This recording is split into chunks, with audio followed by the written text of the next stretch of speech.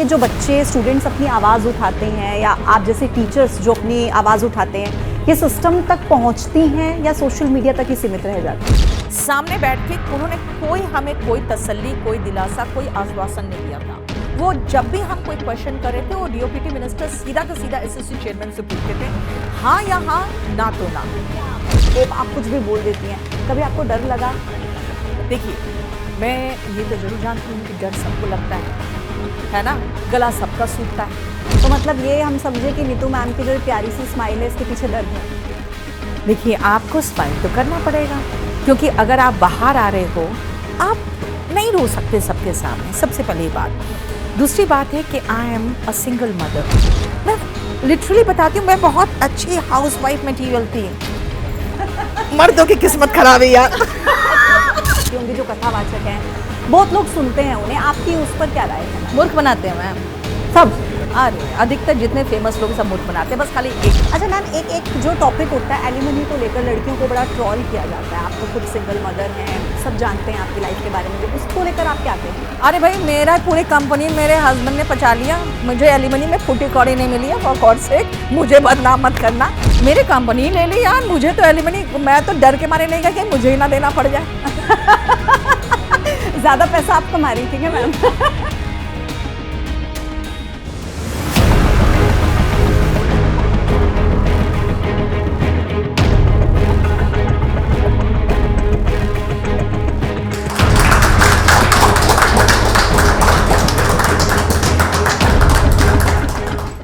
नमस्कार, बहुत बहुत स्वागत है आप सभी का। न्यूज़ 18 का डिजिटल प्लेटफॉर्म देख रहे हैं आप। आपके साथ मैं हूं पूजा सचदेवा, लेकर हाजिर हूं आपके लिए एक बहुत ही खास पॉडकास्ट। और आज का ये पॉडकास्ट आपके लिए खास इसलिए है क्योंकि आज हमारे साथ मौजूद हैं एक बहुत ही खास मेहमान जो किसी परिचय की मोहताज नहीं है, लेकिन एक फॉर्मल इंट्रोडक्शन मैं उनका आपको देना चाहती हूँ। केडी कैंपस, केडी लाइव और केडी पब्लिकेशंस की फाउंडर एंड डायरेक्टर, एक बहुत ही चर्चित टीचर, स्टूडेंट्स की पहली पसंद के तौर पर जानी जाती हैं, नीतू मैडम हमारे साथ मौजूद हैं। मैम, आपका बहुत बहुत स्वागत है। Thank you. और सब आपको जानते हैं, आप किसी इंट्रोडक्शन की मोहताज नहीं है जैसा मैंने बताया, लेकिन एक टीचर के तौर पर आपने अपने करियर की शुरुआत की। क्यों चुना इस प्रोफेशन को? क्या घर वालों ने कभी कहा कि लड़की हो टीचिंग चूज कर लो, आसान रहेगा करियर? नहीं, मैं दिल्ली आई थी कैंपस लॉ सेंटर जनी यूनिवर्सिटी से, मैंने लॉ किया है। तो उस समय आपको पता ही है, फर्स्ट जनरेशन लॉयर्स के लिए बहुत कमाई का ऑप्शन होता नहीं है। तो मैंने बस अपने रोज़मर्रा के खर्चों के लिए मैंने पढ़ाना शुरू किया और धीरे धीरे इसी में आ गई, क्योंकि मुझे लगा कि पढ़ाना मुझे अच्छा लगने लगा। तो बहुत पॉजिटिव वाइब्स आती थी बच्चों के साथ रह के, तो मैंने पढ़ाना शुरू कर दिया फिर। मतलब बाय डिफ़ॉल्ट आप इस प्रोफेशन में आई हैं। लेकिन आज ये प्रोफेशन आपके लिए कितना इम्पोर्टेंट है? बहुत इम्पोर्टेंस रखता है, क्योंकि इसमें आपको बच्चों का प्यार और सम्मान इतना मिलता है और उनके पेरेंट्स भी इतना सम्मान करते हैं, और आपके हाथ में होता है कि हाँ, किसी बच्चे का आप करियर बना सकते हैं। देखिए, आप अपनी कमाई से अपनी आजीविका तो चलाते हैं, लेकिन उसके साथ साथ बाकी लोगों का भी कल्याण हो और लोगों का घर में आमदनी का ज़रिया है, तो वो बहुत खुशी महसूस होती है कि मैं कुछ लोगों के काम आ सकती हूँ। बिल्कुल, बहुत इंपॉर्टेंट मैसेज है ये। लेकिन नीतू मैम, ये बताइए कि आप बच्चों को बहुत करीब से देखती हैं, अलग अलग स्टूडेंट्स आते हैं, हर किसी की कैपेबिलिटीज़ अलग अलग होती हैं। लड़ाई आज के समय में स्टूडेंट्स के लिए सबसे ज़्यादा किस चीज़ के लिए है? पढ़ाई के लिए है या सिस्टम से लड़ाई? आपको क्या लगता है? देखिए, जैसे जैसे दिन बीतते जा रहे हैं, आप देख रहे हैं हर फील्ड में कंपटीशन बढ़ता जा रहा है, पॉपुलेशन बढ़ता जा रहा है, सरकारी नौकरी में कमी होती चली जा रही है। इसका मतलब है कि अब ज़्यादा कंपटीशन टफ हो गया है। अब इस टफ कंपटीशन में अपने लिए एक सीट सिक्योर करने के लिए आपको दिन रात मेहनत करना पड़ेगा।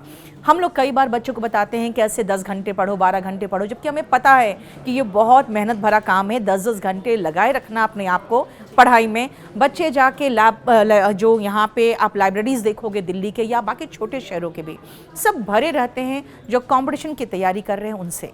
लेकिन सबसे बड़ी प्रॉब्लम क्या है कि जो चीज़ आपके हाथ में वो तो आप करोगे, लेकिन कुछ चीज़ें आपके हाथ में नहीं है। अब आप पूरी तैयारी करके सेंटर जा रहे हो तो पता चल रहा है सेंटर किसी तबेले में है, फिर पता चल रहा है वहाँ पे माउस नहीं चल रहे हैं, सर्वर ठीक से नहीं चल रहा है, आपका स्क्रीन ब्लैंक हो जा रहा है, आपको जो रफ शीट मिल रहा है उस पर पेपर लगाते ही वो रफ शीट फट जा रहा है, इतनी पुअर क्वालिटी का है। तो ये सारी चीज़ें अपने हाथ में नहीं है। बच्चा मेहनत करने को तैयार है, लेकिन बाकी तो सिस्टम सही होना चाहिए ना।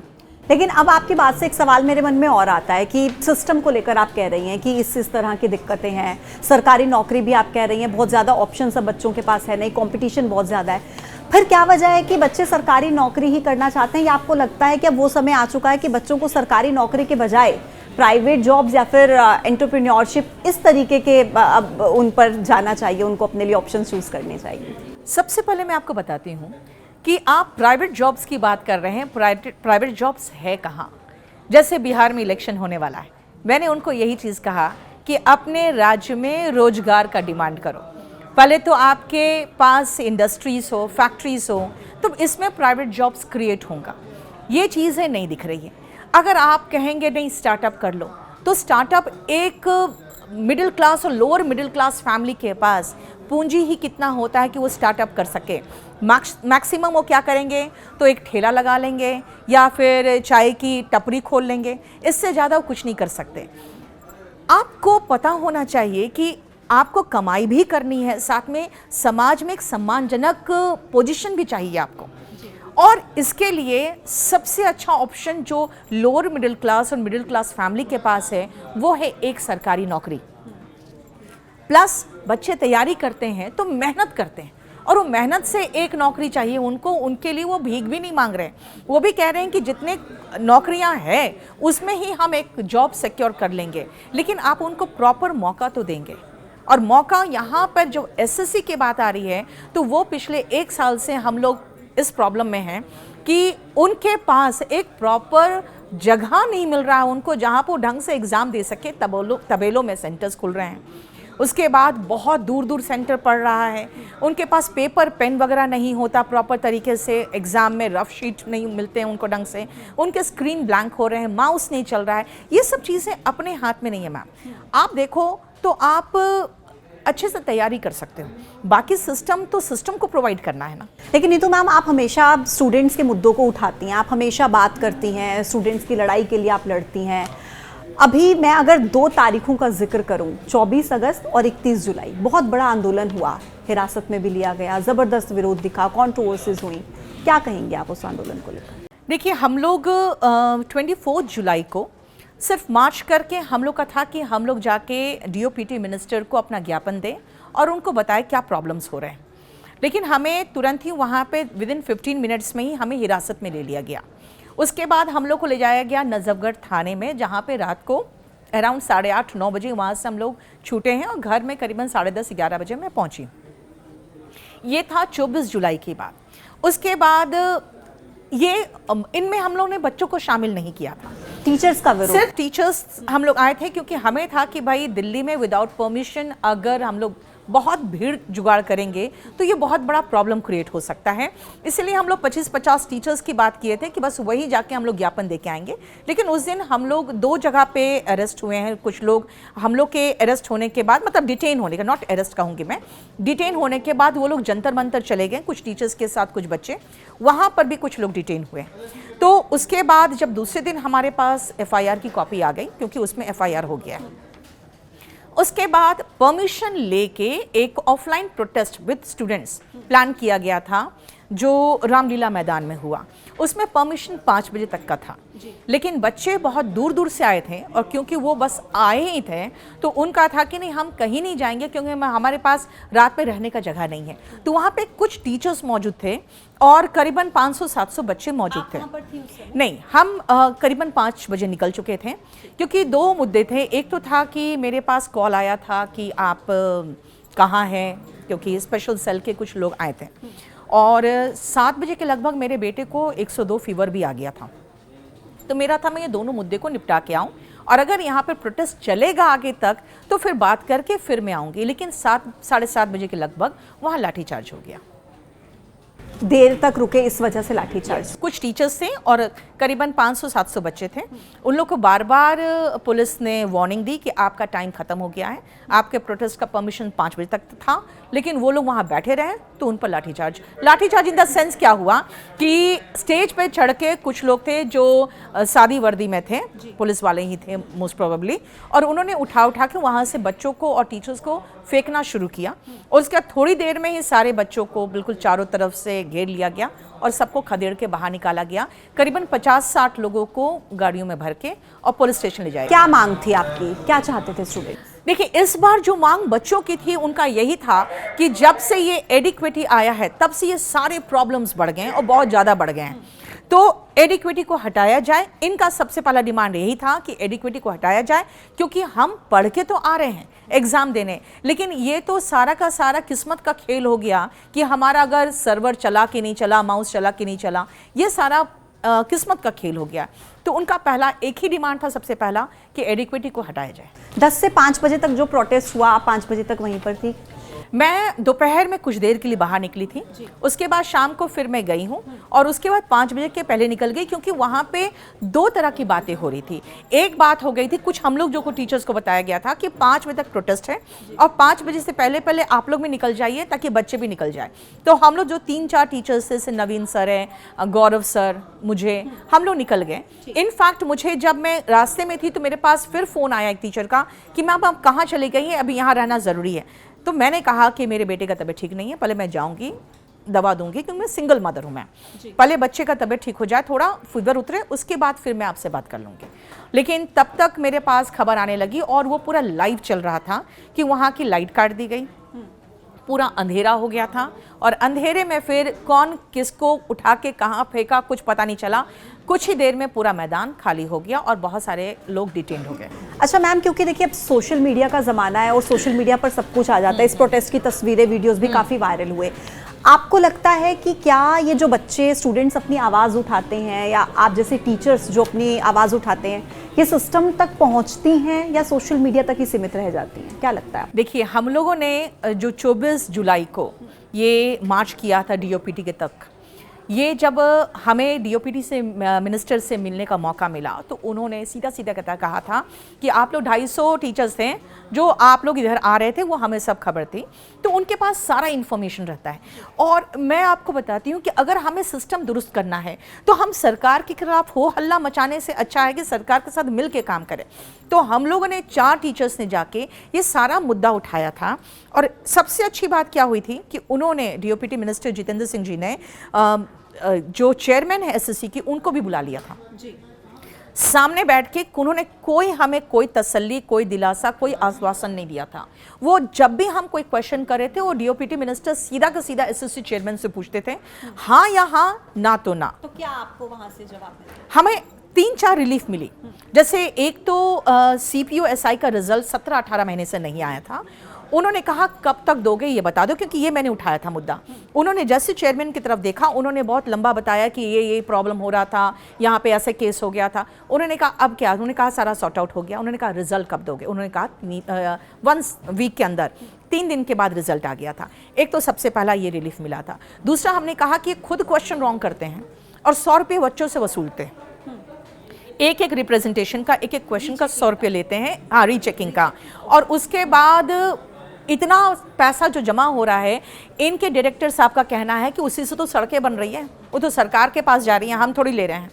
तो डीओपीटी मिनिस्टर ने सीधा उनको कहा कि ये पैसे क्यों लेते हो, नहीं लेना चाहिए। तो चेयरमैन ने कहा अगर हम पैसा नहीं लेंगे तो ये लोग लेफ्ट, राइट एंड सेंटर बहुत सारे क्वेश्चंस को रिप्रेजेंट करेंगे, तो हम पैसा लेके वापस कर देंगे। ये कर सकते हैं, अगर आपका क्वेश्चन जेन्युइन है, जो क्वेश्चन ओरिजिनली रॉन्ग है, उसके पैसे हम वापस कर देंगे। ये मामला हम लोग के फेवर में आ गया।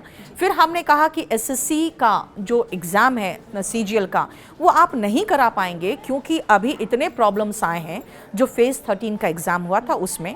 और हमने ये मुद्दा भी उठाया कि फेज़ 13 में 55,000 बच्चों से ज़्यादा को प्रॉब्लम हुआ। ये आपके चेयरमैन खुद माने अपने एक नोटिस में। तो उन्होंने कहा, डीओपीटी मिनिस्टर ने, कि अगर 55,000 एक बच्चा भी हुआ तो हम उनका री एग्ज़ाम करवाएंगे। उन्होंने ये कहा। तो मतलब कुल मिलाकर आपको 55,000 नहीं, 59,500 का री एग्ज़ाम का डेट भी आया और आज री एग्ज़ाम भी हुआ है। अच्छा, ये सारी चीज़ें हमें मिलती चली गई। हमें एक चीज़ जो हमने कहा था कि भाई आप 6 महीने का जो एक ब्रैकेट है, एज रेकनिंग का डेट है, 1/1/2025 कर दो। उसमें चेयरमैन नहीं माने और हमने जब कहा कि एडिक्विटी हटा के आप टीसीएस को लाइए, क्योंकि इनके पास तो अपने सेंटर्स ही नहीं है। तो देखिए, उनके पास भी कुछ ऐसे इनपुट्स थे कि क्या आपको टीसीएस फंडिंग कर रही है, आप टीसीएस के स्पोक्स पर्सन बन के क्यों आए। तो हमने कहा देखिए हमें फैसिलिटीज़ चाहिए, better infra and better facilities. उन्होंने कहा दिया ये आपको मिल जाएगा। फिर हमने कहा कैसे मिल जाएगा, अभी तो इतना एग्जाम में प्रॉब्लम हुआ है, तो अभी स्टेनो का एग्जाम आने वाला है, उसको आप पोस्टपोन करिए। तो चेयरमैन साहब ने कहा कि स्टेनो के एग्जाम में बच्चे कम अपियर होते हैं, हम वो अच्छे से कंडक्ट करा लेंगे, और उसके बाद अगर वो ठीक रहेगा तो हम एसएससी का सीजीएल का एग्ज़ाम कंडक्ट कराएंगे, नहीं तो पोस्टपोन करेंगे। लेकिन उन्होंने पोस्टपोन कर दिया सीजीएल का एग्ज़ाम। हमारा एक जो डिमांड था कि एडिक्विटी हटाइए, तो देखिए आप भी आप खुद सोचिए, अगर आप किसी 5 स्टार होटल में जा रहे हैं, आप कहोगे मुझे ये फैसिलिटीज़ चाहिए, तो वो कहेगा दिया। लेकिन अगर आप कहोगे नहीं मुझे यही मैनेजर यही वेटर से चाहिए, तो वो कहेंगे कि ये आप डिसाइड नहीं करेंगे। तो सेम हालत हम लोग की हुई। उन्होंने सीधा कह दिया आप स्पोक्स पर्सन बन के बात मत करिए, आपको जो फैसिलिटी तो बेसिकली मतलब कि सोशल मीडिया के इतर अगर रियल में देखेंगे तो उसका असर आपको दिखा है उस प्रोटेस्ट? बिल्कुल असर दिखा है। इनफैक्ट मैंने 2017 में भी देखा था कि 2017 में सीबीआई इंक्वायरी ऑर्डर हो गया था, लेकिन उसका एज सच तुरंत कुछ रिलीफ नहीं मिला था बच्चों को। हाँ ठीक है, उसके बाद सिस्टम ठीक ठाक चला है 2022 तक, लेकिन इस बार तो हम लोग 4 रिलीफ लेके आ गए। लेकिन होता क्या है ना, जब सोशल मीडिया बहुत हावी रहती है तो उसमें कोई भी एक टीचर आके सीधा कह दिया कि ये लोग तो लॉलीपॉप लेके आ गए। अब बात क्या है कि हम जो फैसिलिटीज लेके आए थे, हमने ये गुंजाइश भी छोड़ा था कि इसका नेक्स्ट मीटिंग हमने निकलते साथ कहा था, उनको ही कह दिया था डिप्टी मिनिस्टर साहब को कि हमें रेलवे से रिलेटेड भी बात करनी है। उन्होंने कहा एसएससी चेयरमैन है, रेलवे का चेयरमैन को बुलाएंगे, आप फिर से आप लीजिए एक हमारे से मीटिंग का फिर एक डेट ले लीजिएगा। फिर स्टेनो का एग्जाम उसके बाद हुआ। स्टेनो का एग्जाम जब हुआ तो पता चला कि इनके पास तो क्वेश्चन पेपर भी गलत है, क्योंकि स्टेनो में मैथ्स नहीं आता है, इसमें मैथ्स आया था। तो हम फिर से एक डेट और ले सकते थे। लेकिन इसके पहले एक होता है ना, जैसे आप आज़ादी की लड़ाई में भी देखे थे गरम दल और नरम दल, तो एक गरम दल था जिन्होंने कहा कि नहीं हम बच्चों को लेकर प्रोटेस्ट करेंगे, और उन्होंने अचानक ही आके ऑल ओवर इंडिया से बच्चों का आह्वान कर दिया कि पूरे देश से बच्चे आए और यहाँ पे आके प्रोटेस्ट करेंगे। लेकिन उनके पास परमिशन सिर्फ 1000 बच्चों का था और हमें ये पता ही नहीं था। उनके पास परमिशन 5 बजे तक का था, हमें डे एंड नाइट पता था। तो मैम आपको जैसे आप हमेशा स्टूडेंट्स की लड़ाई लड़ती हैं, सिस्टम से भिड़ जाती हैं, आपके अपने कितने रील्स देखे, बेबाक कुछ भी बोल देती हैं, कभी आपको डर लगा? देखिए, मैं ये तो जरूर जानती हूँ कि डर सबको लगता है ना, गला सबका सूखता है। लेकिन अल्टीमेटली होता क्या है ना कि जब आप बच्चों की लड़ाई लड़ रही हैं और उनकी आंखों में जब आंसू देखते हैं कि भाई मैम मैंने एकदम सही किया था, नॉर्मलाइजेशन के कारण मेरे कम मार्क्स आए हैं। आप सोचिए ना, 2024 में एक शिफ्ट के पेपर से बच्चों का 80% का सिलेक्शन हुआ है और दूसरे डेट में से 20% सिलेक्शन हुआ है। एक को इतना नीचे किया गया है उनके मार्क्स को नॉर्मलाइज करके कि उनका सिलेक्शन नहीं हुआ। तो जब बच्चे कहते हैं कि मैम इनको 90 मार्क्स ज़्यादा दे के इनका सिलेक्शन हुआ है और हमारे मार्क्स काट दिए गए, मेरा सिर्फ 1 मार्क से 0.25 से सिलेक्शन नहीं हुआ, तो मैम फिर तो सच कहें तो दिल बिल्कुल दहल जाता है कि यार बच्चों के साथ क्या हुआ। और एक चीज़ है, आप मार्क करोगे, आप जिसके साथ बहुत समय बिताते हो ना, आप उनके फीलिंग्स को समझने लगते हो, उनके दर्द को अपने दर्द के रूप में महसूस करने लगते हो। तो इसीलिए हम टीचर्स भी बहुत ज़्यादा दर्द महसूस करके ही सड़कों पर उतरे, अदरवाइज सबको डर लगता है। अच्छा नीतू मैम, आप क्योंकि स्टूडेंट्स का दर्द समझती हैं, लेकिन इसके इतर आपकी ज़िंदगी में भी बहुत दर्द रहा है। हाँ ये तो है, तभी तो दर्द समझती हूँ दूसरों का। तो वो दर्द ने आपको कमज़ोर बनाया, ना डरने की शक्ति आपको दी, या कोई ऑप्शन आपके पास स्ट्रॉन्ग रहने के अलावा बचा नहीं था? क्या क्या कहेंगे? इनफैक्ट क्या है ना, कुछ लोग बहुत अच्छे स्लोगन्स भेजते हैं मुझे, God gives the hardest battle to his strongest soldiers. मैंने कहा भैया मुझे स्ट्रॉन्ग नहीं बनना। मैंने कहा मैंने कब नाम सोल्जर्स में अपना लिखवाया, पहले ये तो बता दो। ठीक है, तो बात क्या है ना, आपको अगर मुसीबत लाइफ में आती है तो झेलना पड़ता है, यू हैव नो ऑप्शन। क्या करोगे बताओ? तो अगर कोई कहता नहीं आप बहुत स्ट्रॉन्ग हो, आप आयरन लेडी हो, यार कुछ नहीं, I just want to be a normal lady. मैं तो बहुत अच्छी जो हाउस वाइफ मटीरियल होता है ना वो थी, लेकिन किस्मत में था कि नहीं, you have to be a business women and a teacher. हो ठीक है, क्या कर सकते हो। तो अब उस दर्द को भूल चुकी हैं, आगे बढ़ चुकी हैं पूरी तरह से आप? देखो मैम, भगवान को है ना दर्द देने की आदत हो जाती है, और वो जैसे आप 2 दिन निश्चिंत होते हैं, अच्छा अब लाइफ तो ठीक चल रही है, अच्छा तो इसके लाइफ में कुछ घट नहीं रहा है, तो वो मेरे लाइफ में वो जो दर्द है ना वो चलता रहता है। तो मतलब ये हम समझे कि नीतू मैम की जो ये प्यारी सी स्माइल है, इसके पीछे दर्द है। देखिए, आपको स्माइल तो करना पड़ेगा, क्योंकि अगर आप बाहर आ रहे हो, आप नहीं रो सकते सबके सामने, सबसे पहली बात। दूसरी बात है कि I am a single mother, और जब जो लड़के होते हैं ना, वो अपनी फीलिंग्स बहुत एक्सप्रेस नहीं करते, लेकिन वो वॉच करते हैं अपने पेरेंट्स को। मेरा बेटा भी मुझे वॉच करता है, वो भी महसूस कर लेता है कि कुछ तो प्रॉब्लम है, तो you have to smile all the time. लेकिन ये ज़रूर है कि आप भी कुछ दिनों के बाद, कुछ सालों के बाद महसूस करोगे कि जो अपना फीलिंग होगा, अपने दर्द होगा, अंदर रखोगे और चेहरे पे बहुत सुंदर सा स्माइल होगा, क्योंकि हम लोग मुस्कुराते हुए सुंदर लगते हैं, है ना। रोते हुए बहुत अगली लगती हूँ मैं। नहीं मैम, हम तो चाहते हैं आप कभी ना रोएं। और मुझे बताइए, आप मूवीज देखती हैं मैम? कभी कभी, बहुत। लास्ट मूवी कौन सी, सैयारा देखी आप? नहीं, सैयारा नहीं देखा मैंने, और मुझे इस बात पर गर्व है। मैंने लापता लेडीज देखा था और वो मुझे बहुत अच्छा लगा था। अच्छा। कि महिलाओं के साथ बहुत सालों से फ्रॉड होता आ रहा है, अच्छे घर की बहू बेटी, ये बहुत अच्छा डायलॉग था। और एक उसमें और बहुत अच्छा डायलॉग है कि जिस दिन आप अकेले रहना सीख जाओगे, फिर कोई दुख नहीं होगा। आपने अपनी जिंदगी से उसको रिलेट कर लिया, इसलिए शायद आपको बहुत अच्छी लगी। ये बात है। लेकिन एक चीज़ है, आप अकेले रहने की आदत डाल नहीं पाते हो, आपकी मजबूरी हो जाती है। तो मैंने भी उसको एक्सेप्ट कर लिया। आप अकेली कहाँ हैं मैम? आप सब लोगों से घिरे रहते हो, सबसे बात करते हो। At the end of the day, जब आप रात में अपने रूम में जाओगे, तो आप अकेले होते हो। अच्छा, अगर बैक ऑफ द लाइफ में जाकर कुछ चेंज करना चाहें नीतू मैम, ये जो आपको शान, शौकत, प्यार, सम्मान मिल रहा है, इसके इतर अगर आप अपनी ज़िंदगी में कुछ बदलना चाहें? मुझे एक ऐसा लाइफ पार्टनर चाहिए था जिसको मैं, जैसे नहीं होता है टॉम एंड जेरी, जो बात करते रहते हैं, बोलते रहते हैं, बोलते रहते हैं, बोलते रहते हैं, बस वो चाहिए था, जो मुझे नहीं मिला। ये चेंज करना चाहूंगी मैं। इन सब की कोस्ट पर कॉस्ट क्या होता है यार? एक बात बताओ ना, आपको खाना कितना चाहिए, मुझे ये बताओ। 2 टाइम का? एट वन पीरियड आपके लाइफ में एक ऐसा स्टेज आता है when you have to take care of your health also. आप उतना नहीं खा सकते हो जितना आप 20-21 साल की उम्र में खा रहे हो, ठीक है? खाना कितना चाहिए? मेरा 4 मंजिला मेरा घर है, मेरे और भी मकान है, लेकिन मैं पूरी लाइफ अपने एक रूम में बिता रही हूँ, ठीक है, अपने बेडरूम में। मुझे ज़्यादा कुछ नहीं चाहिए। तो मुझे नहीं लगता, मुझे बहुत सारी चीज़ों की चाहत थी। मैं लिटरली बताती हूँ, मैं बहुत अच्छी हाउसवाइफ मटेरियल थी। मर्दों की किस्मत खराब है यार। ये सही बात है मैम। अच्छा, मेरे 2-3 सवाल आखिरी के और है, फिर मैं अपनी ऑडियंस के पास जाऊंगी। वो आपसे बहुत सारे सवाल, हमारे जो न्यूज़ रूम में बैठे हैं, वो आपसे पूछना चाहते हैं। सत्संग का एक प्रचलन आप देखते हैं सोशल मीडिया पर, क्योंकि जब रील्स स्क्रॉल करती हैं आपके सामने तो अपनी खुद की रील्स आ जाती होंगी, या बहुत सत्संगकर्ताओं की रील्स भी आती होंगी जो कथावाचक हैं, बहुत लोग सुनते हैं उन्हें। आपकी उस पर क्या राय है मैम? मूर्ख बनाते हैं मैम सब। अरे अधिकतर जितने फेमस लोग सब मूर्ख बनाते हैं, बस खाली एक आध चीज़ वो अच्छा करते हैं। जैसे मैंने देखा है कि वो कुछ गौ सेवा करते हैं, महिलाओं के लिए या वृद्धों के लिए आश्रम चलाते हैं।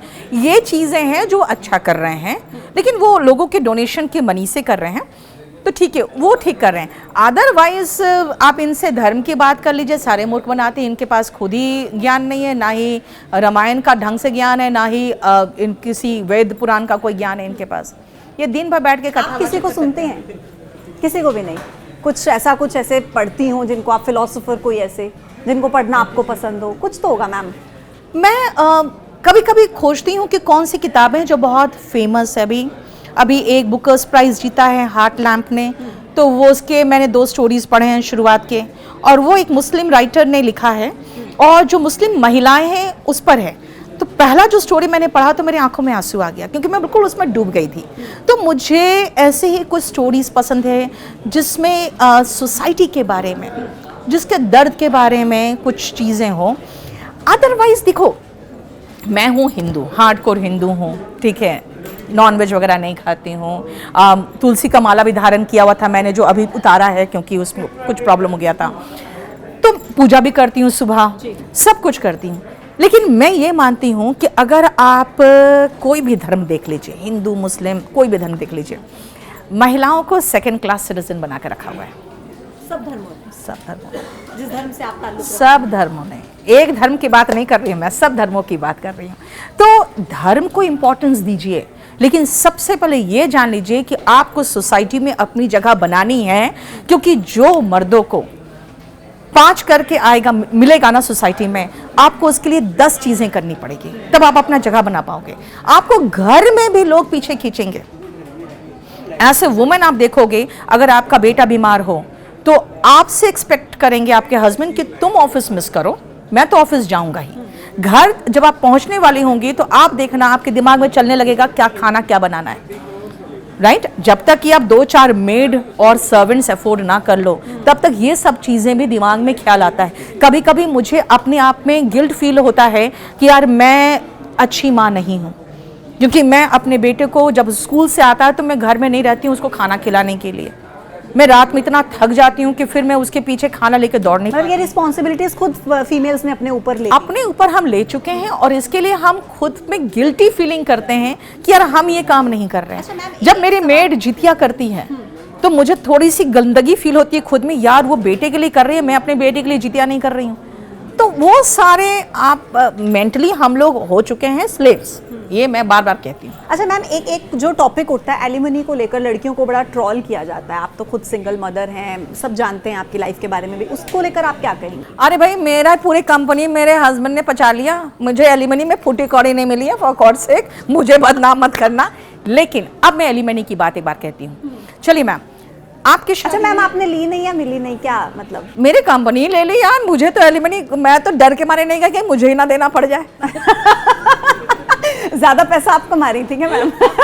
मेरी पूरी कंपनी भी चली गई और उन्हें पूरी कंपनी बर्बाद कर दी, ठीक है? तो मैंने कभी डिमांड ही नहीं किया। इनफैक्ट मैंने एलिमनी कभी डिमांड नहीं किया, मैंने सिर्फ अपने बेटे पर अपना राइट का डिमांड किया। छोटा बच्चा था, मुझे मिल गया, मैंने कभी उसको मना भी नहीं किया कि पापा से तुम नहीं मिलोगे, मेरे पास कस्टडी है, मैंने कभी भी नहीं रोका। तो मैं ये सब चीज़ों में विश्वास नहीं करती मैम कि बहुत खींचातानी से। इनफैक्ट जितने भी उधर से अटैक हुए हैं मैंने सिर्फ डिफेंड किया है, मैंने कभी भी पलट के अटैक नहीं किया। इनफैक्ट कई बार तो मेरे लॉयर्स ने और एक बार तो कोर्ट ने पूछ लिया था कि सिर्फ डिफेंस है तुम्हारी तरफ से, नो अटैक, तो नहीं किया मैंने, कोई अटैक नहीं। कोई भी जो कहते हैं ना अपने आप को बचाने के लिए सारे केसेस में लड़े, तो मैंने कभी अटैक नहीं किया। अब आप आते हैं एलिमनी की बात अब कर रहे हो मैम। देखिए, एक आदमी और एक औरत दोनों ने ग्रेजुएशन किया, दोनों ने मान लीजिए यही न्यूज़ 18 में ज्वाइन किया, दोनों ने आपस में शादी कर ली। अब ये जो मर्द है वो तो अपना स्मूथली अपना आगे बढ़ेगा। अब आपको पता ही है महिलाओं को मंथ में एक आध बार प्रॉब्लम तो होता ही है, फर्स्ट डे या सेकेंड डे हमारे मेंस्ट्रुएशन में प्रॉब्लम तो होता ही है। तो उसके बाद ये प्रॉब्लम है एक, अगर आप प्रेग्नेंट हो रहे हो, अब लेडी प्रेग्नेंट हुई, उसे 2 बच्चा करना है, मान लीजिए अभी तो 3 बच्चा कहा जा रहा है, मैं तो 2 बच्चों में ही अभी तक हूँ। 2 बच्चे अगर करने हैं, आपको पता है मैटरनिटी लीव लोगे, बच्चे को पाल के कम से कम इतना बड़ा तो करना है कि कम से कम वो बोल सके, ताकि मेड पर छोड़ के भी आ रहे हो तो कम से कम वो शिकायत तो कर सके। अब अगर आपने देखा तो आप करीबन कुछ नहीं तो महिला को 5 साल उसी में बिता दिया उसने, 2.5 साल ही देखो, 5 साल बिता दिया। यानी कि अगर हस्बैंड और वाइफ दोनों ने करियर साथ में शुरुआत किया है तो 5 साल हम ऑलरेडी लेट चलते हैं मर्दों से। घर में अगर बच्चा बीमार है तो माँ से एक्सपेक्टेड है कि वो छुट्टी करेगी। अब आफ्टर 10 ईयर्स आप खुद देखो तो वो जो भी घर बना रहा है, जो भी उसने प्रॉपर्टी जमा किया है, उसमें आपका भी तो कंट्रीब्यूशन होता है ना, महिलाओं का भी कंट्रीब्यूशन होता है, और हम अपने लाइफ में पीछे रह जाते हैं। ये चीज़ें वेस्टर्न कंट्रीज ने रिकॉग्नाइज किया है, इसीलिए वहाँ पे जब भी तलाक होता है तो जो प्रॉपर्टी होता है, चाहे किसी का नाम से प्रॉपर्टी हो, उसको वाइफ को भी दिया जाता है उसका शेयर। अब यहाँ पे कोर्ट्स क्या सीधा कहते नहीं, आप कमाते हो ना, आप कमा सकते हो ना। उनको समझना चाहिए कि मैं कमा तो सकती हूँ, लेकिन आफ्टर 10 ईयर्स में जहाँ रहूँगी मैं वहाँ नहीं पहुँच सकती हूँ। तलाक के बाद मुझे शुरुआत करना पड़ेगा फिर किसी रिसेप्शनिस्ट के रूप में, फिर किसी छोटे मोटे, हाँ, जब मेरा हस्बैंड आफ्टर 10 ईयर्स वो 1 लाख 1.5 लाख सैलरी ले रहा होगा, आफ्टर 10 ईयर्स जब मैं बाहर निकलूंगी काम करने तो मुझे पता चलेगा मैं कहीं नहीं हूँ, मुझे फिर से ऐसी नौकरी ज्वाइन करनी पड़ रही है जो 15-20 हज़ार की भी नहीं है। तो ये हम पीछे रह जाते हैं बिकॉज ऑफ द फैमिली। ये चीज़ रिकॉग्नाइज इंडियन समाज नहीं कर रहा है, और इस बात पे भी नीचे देखिए कितनी गालियां पड़ेगी, आप कमेंट में देखें।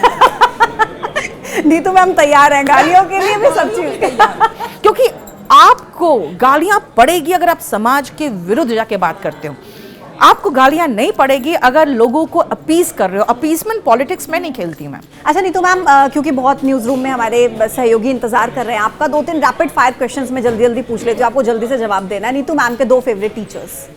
देखिए, टीचर्स बहुत सारे हैं, ऑफलाइन और ऑनलाइन बहुत सारे हैं, लेकिन अगर आप बहुत ज़्यादा फेमस की बात करेंगे तो एक तो नॉलेज के मामले में विकास सर है, मास में जो फेमस है वो 2 हैं, एक तो खान सर है, एक अलग है। तो ये तीनों अभी बहुत ज़्यादा फेमस में आते हैं। मुझे भी अच्छे लगते हैं क्योंकि मैं तीनों को पर्सनली जानती हूँ ना। देखो, पढ़ाना अलग चीज़ है, एज ए टीचर मैं बता रही हूँ आपको, लेकिन अगर आप पर्सनली भी पूछोगे तो ये तीनों बहुत अच्छे हैं। टीचिंग के अलावा अगर टीचर नहीं होती आप तो क्या होती? लॉयर होती है, मैंने LLB किया है, अच्छी लॉयर होती मैं। वो तो शुरुआत में सीनियर से पैसे नहीं दिए यार, नहीं तो मैं तो यहाँ पर ज़्यादा पैसे मिलने थे ना मैम आपको। कभी कभी ऐसा होता है, किस्मत आपको सही जगह जाके पटकती है। सही जगह तो सही जगह पर हैं आप। मैम, कौन सा आपका फेवरेट कोई ऐसा सिंगर जिसको आप सुनना बहुत पसंद करती हैं? मैं अगर सुनना आप कहोगे तो लता मंगेशकर जो बहुत पुराने गाने हैं ना, बहुत सैड सॉन्ग्स है और वो रोमांटिक सॉन्ग्स, वो सब पसंद करती हूँ। अच्छा। एक जो है ना गाना लग जा गले, बहुत अच्छा। बिहार से आप हैं तो बिहार का कोई ऐसा सिंगर? बिहार की हूँ तो मैं जब भी कोई भी पार्टी में जाती हूँ तो पार्टी में स्पेशली हमारा कोई ना कोई स्टाफ या मेरा रिलेटिव कमरिया लॉलीपॉप जरूर लगवाता है और उसमें मुझे डांस जरूर करवाता है। क्या बात है। और खाने में क्या पसंद है आपको सबसे ज़्यादा? खाने में कुछ भी खा लेती हूँ मैं। आजकल तो डाइटिंग पे चल रही हूँ, तो 1 साल से तो सच कहूँ बस दाल मखनी मिल गया तो बहुत अच्छा लगता है, बस उतना ही तक पहुँचती हूँ, उससे ज़्यादा नहीं। उससे ज़्यादा नहीं। Thank you so much ma'am, आप यहाँ पर आए, अपना टाइम शेयर किया, अपने एक्सपीरियंस को शेयर किया। न्यूज़ रूम में हमारे बहुत सारे सहयोगी हैं और आपका इंतज़ार कर रहे हैं, उनसे उनके आपके बहुत सारे सवाल हैं, आपसे वो पूछना चाहते हैं। आइए मैम मेरे साथ। यहाँ से हम शुरुआत करेंगे। ये वैभव हैं हमारे सहयोगी। वैभव मैम, क्योंकि आजकल जैसे आप जो यंग बच्चे हैं उनको ही आप पढ़ाती हैं ज़्यादातर, और युवाओं में एक शब्द होता है प्रेम, लव, मोहब्बत, इश्क, बहुत ज़्यादा वायरल रहता है उनके बीच में। और आपने भी कहीं पे कहा था कि मैं एक ही लाइफ के एग्ज़ाम में फ़ेल हुई हूँ और वो भी 2 बार, और वो था इश्क का एग्ज़ाम। तो मेरा आपसे ये छोटा सवाल है कि पहला तो आपके लिए प्रेम के मायने क्या, प्रेम क्या होता है आपके हिसाब से? दूसरा सवाल ये कि ये जो छोटे छोटे शहरों से लड़के आते हैं बड़े बड़े सपने संजो के आंखों में और यहाँ की चकाचौंध में खो जाते हैं, कहीं प्रेम हो गया किसी से, चाहे लड़का हो लड़की हो, और फिर उसके बाद पढ़ाई छूट जाती है, प्रेम चलता रहता है, तो कैसे दोनों को बैलेंस करें, और प्रेम आपके लिए क्या है? अगर आप बैलेंस करने की बात कर रहे हो तो मैं कहूँ जब तक नौकरी ना लगे, और वो भी मनपसंद नौकरी, तब तक बैलेंस तो करो ही मत करो प्यार। क्योंकि प्यार में आप बहुत ज़्यादा एनर्जी लगाते हो। बट प्यार तो मैम कहते हैं ना कि हो जाता है, ये अगर करने की चीज़ होती तो फिर सब अपनी अपनी मर्जी से कर लेते, लेकिन ये तो हो जाता है ना, इसका पता थोड़ी चलता है। मैम थोड़ा प्रैक्टिकल होने की बात कर रही है वैभव। बट प्यार में प्रैक्टिकलिटी कहाँ होती है? देखो, प्यार हो जाता है, बात सही है। मैंने एक बार एक्सप्लेन भी किया था कि लव स्टेटिव वर्ब है, डायनामिक वर्ब नहीं है, इसको किया नहीं जाता, ये बस हो जाता है। वही मैं कह रहा हूँ। लेकिन तुम किसकी बात कर रहे हो? प्यार की बात कर रहे हो, मर्दों के प्यार की बात कर रहे हो? चाहे मर्दों का वो हो, चाहे तो औरतों का तुम्हारा हो। शिफ्ट करता रहता है, एक के बाद दूसरा, दूसरे से तीसरा। बट मैम आजकल तो मैम महिलाओं का भी प्रेम यहाँ से वहाँ होता रहता है, एक बॉयफ्रेंड के बाद दूसरा, दूसरे के बाद तीसरा होता है। देखो, तुम लोग जलील करते हो, अटेंशन नहीं देते हो, टाइम नहीं देते हो, तुम्हें लगता अच्छा ये पट गई तो अब तो ये मेरी है ही, हु इज द नेक्स्ट। तो महिलाएं ये जो वाइब्रेशन है ना वो फील कर जाती है। अगर तुम्हें लगता है कि महिलाएं मूर्ख होती है, तुम उसके पीठ के पीछे किसी और से चक्कर चला रहे हो, उसका एक होता है गट फीलिंग, और हम लोग का गट फीलिंग बहुत और स्ट्रांग होता है। ये जो मैम घंटों घंटों मैसेज पड़े रहते हैं, सीन नहीं होते हैं, उसका क्या? वो तो इग्नोर मारा जाता है भाई, ऊपर से देखते हैं। तो फिर Attention seeker होती है। तभी तो मैम फिर दोनों तरफ से हो गई ना चीजें। तो नहीं, वो बात नहीं है। हाँ। बात क्या है कि अगर तुम एटीट्यूड दिखाओगे तो महिला एटीट्यूड दिखाएगी। लेकिन सीरियस नोट पे मैं कहूँ, लव ऐसा इमोशन है जिसको अगर आप देखोगे तो जितने आपने डार्विन थ्योरी और वो सब पढ़ा है ना, सब यहाँ पे फेल है। कि हम लोग एक स्टारफिश से और यूनिसेलुलर एनिमल्स से आए हुए हैं, वो सब कुछ फेल है। क्योंकि आप महसूस करोगे लव ऐसा इमोशन है जिसको साइंस में एक्सप्लेन नहीं कर सकते। और लव कभी भी किसी भी टाइम हो सकता है और ज़बरदस्त हो सकता है। तो इसीलिए इससे बचो, ये ऐसी बीमारी है ना कि तो फिर पहले क्या चुनना है मैम, नौकरी या? पहले नौकरी ठीक है। बहुत ज़रूरी है, बहुत ज़रूरी है, क्योंकि आपके पॉकेट कितना भारी है उससे आपको समाज में भी सीरियसली लिया जाता है। यस। और नौकरी चुनने के साथ ही जब लड़की चुनो तो एक ही चुननी है ना। हाँ, एक ही चुननी। तुम लोग मर्दों के लिए ये है, एक ही चुननी है। नमस्कार मैम, मेरा सवाल ये है कि हर सरकार युवाओं के बारे में बात करती है, लेकिन जब रोज़गार देने की बात आती है, जब रोज़गार का युवाओं का मामला उठता है तो सरकार चुप बैठ जाती है। तो आप इस सरकार को कितना नंबर देंगे? जो अभी केंद्र सरकार और जो प्रदेश की सरकार है, हर सरकार यही सवाल उठाती है युवाओं के बारे में, लेकिन मामला कुछ उठता नहीं है इसका। देखो, युवाओं के बारे में तो मामला उठाती है, लेकिन आप अगर देखोगे रोजगार जैसा कोई शब्द, तो उसका मामला कहाँ उठता है? ये तो बीच बीच में बच्चे उठा लेते हैं, युवा उठा लेते हैं। चुनाव के समय में क्या उठाइए, मुझे बताइए। कि हम सरकार में आएंगे तो युवाओं को रोजगार देंगे, किसानों की बात करती है, मैनिफेस्टो में बोल रहे हैं। अच्छा, चलो, नहीं, आप कह रहे हो रोजगार की बात, तो रोजगार किस प्रकार का रोजगार की बात करते हैं? बात क्या है ना, अगर रोजगार की बात अगर करोगे आप, तो ठेला लगाना भी रोजगार है, ठीक है ना, चाय की टपरी लगाना भी रोजगार है। अगर आप एज एन एजुकेटेड पर्सन की बात कर रहे हो तो आपके पास दो ऑप्शन है। एक तो स्टार्टअप, जिसकी औकात नहीं होती मिडिल क्लास और लोअर मिडिल क्लास फैमिलीज में, और दूसरा है सरकारी नौकरी, जिसमें बहुत मारामारी चल रही है। और अगर आप सरकारी नौकरी की बात करोगे तो सरकार इस मामले को लेकर उदासीन है, सरकारी नौकरियां कम होती चली जा रही हैं। और मेरे एक सवाल ये है कि जो लोग कंपटीशन की तैयारी करते हैं उनके बीच हिंदी और इंग्लिश मीडियम का जो बैरियर है वो हमेशा बना रहता है। उन्हें सीनियर और जो भी लोग मिलता है उसे कहते हैं कि हिंदी मीडियम का सिलेक्शन नहीं होता, इंग्लिश मीडियम का सिलेक्शन होता है। तो आप जो बच्चे डीमोटिवेट होते हैं वो इससे कैसे हो रहे हैं? देखो, जितने भी एग्ज़ाम्स है, अगर आप रेलवे का देख लो उसमें इंग्लिश आती ही नहीं है। अगर आप एसएससी देख लो तो उसमें इंग्लिश है जो बच्चों को पढ़ना पड़ता है, और उसमें कोई इंटरव्यू नहीं है, इसीलिए आपको इंग्लिश बोलने की ज़रूरत नहीं पड़ती है। अब आइए सिविल सर्विसेज में। सिविल सर्विसेज की तो ये हालत है कि उसमें हिंदी मीडियम का रिजल्ट बिल्कुल बहुत कम है, बहुत कम है। और अगर आप कहोगे कि नहीं मैम हिंदी मीडियम के साथ जाती हो रहा है, तो मैं आपको फ्रैंकली बताती हूँ, जो हिंदी मीडियम के बच्चे होते हैं वो आते हैं गाँव घर से, वो आते हैं ऐसे स्कूल से जहाँ पे शायद बच्चे सिर्फ मिड डे मील खाने जा रहे हैं, स्कूल में पढ़ाई भी नहीं हो रही है, और स्कूल में बच्चों का सिर्फ इंग्लिश खराब नहीं होता है, आप ध्यान देना, उनका सब कुछ खराब होता है। अगर वो आईएएस की तैयारी करने आते हैं और एक इंग्लिश मीडियम का लड़का आईएएस की तैयारी करने आता है, जहां इंग्लिश मीडियम का लड़का 2 साल में बिल्कुल तैयार हो चुका होता है, हिंदी मीडियम वाला 5 साल तक झेलता रहता है। ये भी एक दिक्कत है, सिर्फ इंग्लिश प्रॉब्लम नहीं है। मैम, अगर आप इस सिस्टम में होती, सरकार में होती, तो आप यानी कि स्टूडेंट्स के लिए क्या पॉलिसी बनाती जिससे ये बैरियर खत्म हो जाए? मैं जो सरकारी स्कूल्स हैं उसमें एजुकेशन का सिस्टम दुरुस्त करती। पहली चीज़, टीचर्स पर बहुत बहुत अधिक दबाव होता कि वो प्रॉपर पढ़ाई करवाए। टीचर्स को मैं उन सभी चीज़ों से मुक्त करती, जैसे कि वोटर लिस्ट बनाना है, कहीं पर भी कोई भी प्रोजेक्ट आता है सरकार का तो स्कूल के टीचर्स को शामिल कर दिया जाता है। उन सब से हटा के उनका काम होता सिर्फ बच्चों को पढ़ाना। अगर आप देखोगे इंडिया में तो जो middle class, lower middle class family भी है, वो भी जा रहे हैं प्राइवेट स्कूल की तरफ, क्योंकि वो अपना पेट काट के भी बच्चों को अच्छी शिक्षा देना चाहते हैं। अगर सरकारी स्कूल सही हो जाएंगे तो बच्चों की शिक्षा अच्छी हो जाएगी, और अपने आप वो इंडिया में क्या, आउट ऑफ इंडिया हो चाहे कहीं पर भी हो, वो नौकरी प्राप्त कर लेंगे और बढ़िया नौकरी प्राप्त कर लेंगे। देखिए, एम्प्लॉयमेंट अलग चीज़ है, एम्प्लॉयबल होना अलग चीज़ है। पहले आपको यहाँ का जो युवा है वो एम्प्लॉयबल बनाना पड़ेगा। आपने देखा था बीटेक के कितने कॉलेजेस खुले थे, सारे बंद होने लगे हैं, और सारे बंद हो चुके हैं, क्योंकि जो वहाँ से बीटेक बच्चे भी निकल रहे थे ना, जो इंजीनियरिंग करके निकल रहे थे, वो भी एम्प्लॉयबल नहीं थे। रोजगार के मामले में सरकार को कितना नंबर देंगी मैम आप? अगर आप नंबर की बात करोगे तो मैं नंबर तो बिल्कुल नहीं दे पाऊंगी, नहीं दे पाऊंगी। मतलब इस एसएससी प्रोटेस्ट का कुछ आउटपुट तो निकला होगा?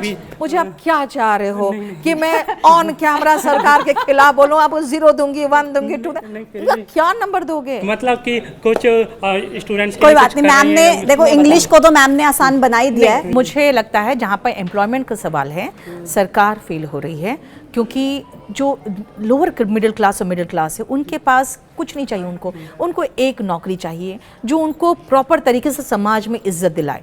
और ये समाज में इज्जत आपको अच्छे से पता है कि लोअर मिडिल क्लास फैमिली को इज्जत कौन दिलाता है, वही एक सरकारी नौकरी बस। मैम, बहुत यहाँ पर हमारे सहयोगी हैं जो आपका इंतजार कर रहे हैं। मैम, मेरा सवाल इनसे थोड़ा हटकर होगा। महिला आयोग की सदस्य है मीनाक्षी बराला, जिन्होंने अपने बयान में हाल ही में ये कहा था कि टीनेजर्स और जो कम एज की लड़कियां हैं उनको फ़ोन नहीं पकड़ाना चाहिए क्योंकि वो लड़कों से बात करती हैं, गलत काम करती हैं, कॉल रिकॉर्डिंग्स लीक होते हैं। तो मतलब आपका इस पर क्या राय होगा और आप क्या इस बात से सहमत हैं? देखो, मैं एक चीज़ मानती हूँ, हम महिलाएं मेंटली इतने सदियों से स्लेव्स हैं कि हम इस सब चीज़ों से ऊपर सोच भी नहीं पाते। अब आपने देखा होगा जो अभी जिनका जल के डेथ हुआ है, निक्की है ना, उनकी जो सास है वो खुद कह रही है कि रील बनाती थी, मेकअप करती थी, चश्मा पहनती थी, तो उसके नीचे कमेंट्स ने कहा कि खुद भी चश्मा पहनी हुई है। उनका है कि हम पावर का चश्मा पहने हैं, वो गॉगल्स पहन के रील बनाती थी। महिलाओं को दबाने के सारे तरीके होते हैं।